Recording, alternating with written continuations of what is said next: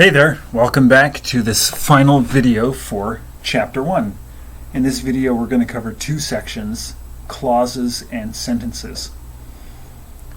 And we're going to go really quickly over clauses because clauses, that's something that's rather complex, and please, for all of this stuff in Chapter 1, don't feel like you have to memorize whatever. I'm going to quiz you on the basics, but please don't feel like you have to memorize every last word. Because as I said in the last couple of videos, it's all going to make sense as we go through. It's going to make sense, I promise you.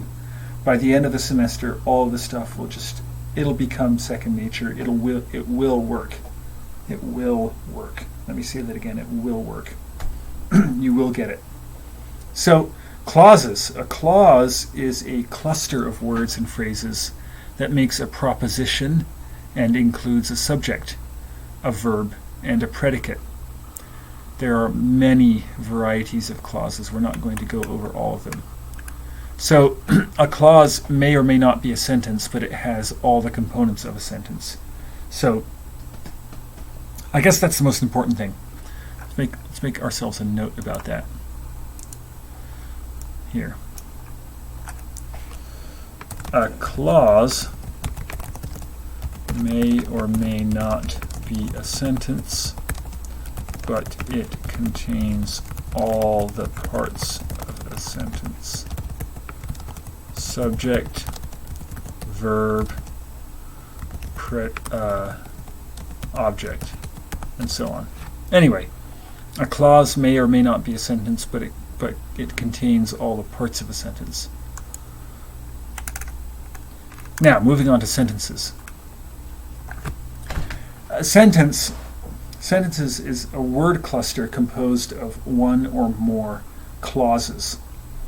There are, of course, an infinite number of possible sentences in any language, but the sentence as a grammatical unit has a very manageable number of basic structures. The 6 basic types of sentences should be learned and remembered.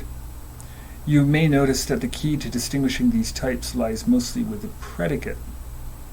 So, these are the 6 types of sentences. We have subject plus intransitive verb. Kyle ran. Remember, intransitive verbs don't require an object, so Kyle ran. We have subject plus intransitive verb plus subject complement. Remember, subject complement is not an object, it's just a subject complement. Jesus is the Christ. Subject, intransitive verb, plus subject complement. So type 3 is subject plus transitive verb plus direct object. He loves dinosaurs. Subject, transitive verb plus direct object. 4th type is subject plus transitive verb plus direct object plus indirect object. A bit more complex. So Paul is the subject. Wrote is transitive verb. Direct object is letter. What did he write? He wrote a letter. Indirect object, that's interesting. Who did he write the letter to? The Romans. Let me give you another example of subject plus verb plus direct object plus indirect object. I threw the ball to my friend. Subject, I. Verb, threw. Object, what did I throw? I threw the ball. Indirect object. Indirect object. My friend. So that's to my friend. Good. Does that make sense? Let me give you another example.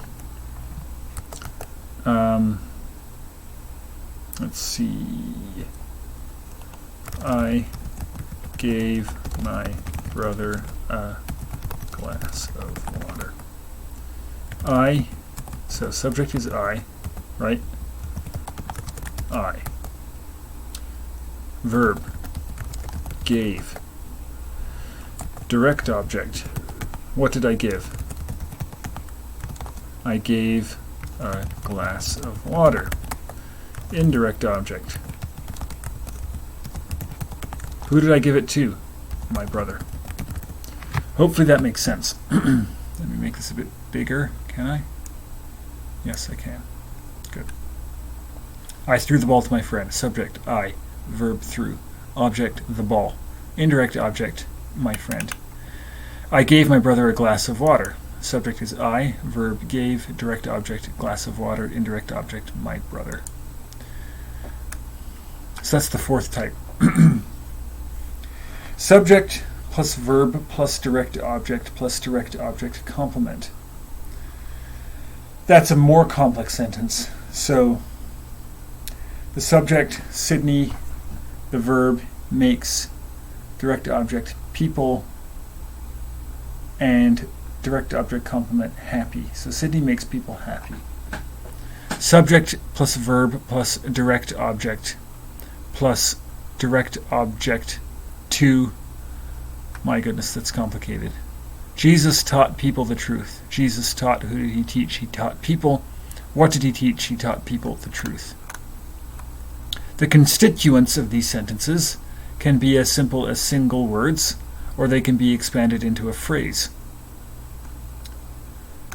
We saw all these examples above, right?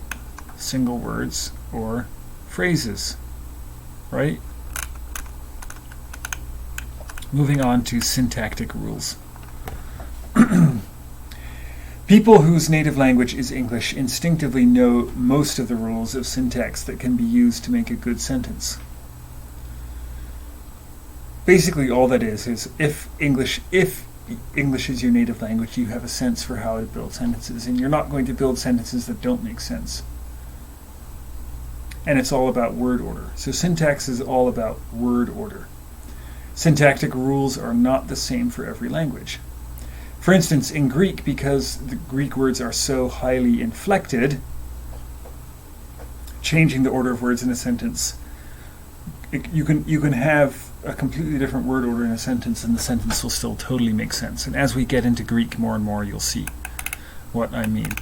So, grammatical and semantic relationships they may or may not be acceptable. Sentences could be syntactically correct, but semantically incorrect or deviant.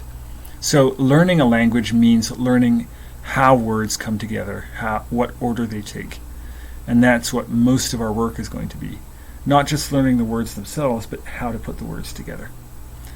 The next chapter will help us think a little bit more about words and meaning. So that's the end of chapter 1. Thanks for watching. It's a lot. And I do want to just let you know, don't worry if it's not all making sense now. Please, don't worry. It's going to be okay. And as we go through each week, we're going to keep coming back to this over and over again, because it's like building a house, right? This chapter is the foundation for learning a language. The next chapter we build, and soon we have a beautiful house. New Testament Greek, right? So it's all going to be okay. It's going to work. I've said that a lot, but I really do want you to remember that. You're probably getting a bit overwhelmed by now, but remember, it's going to be okay. It will make sense. So have a great week, and I will see you again soon.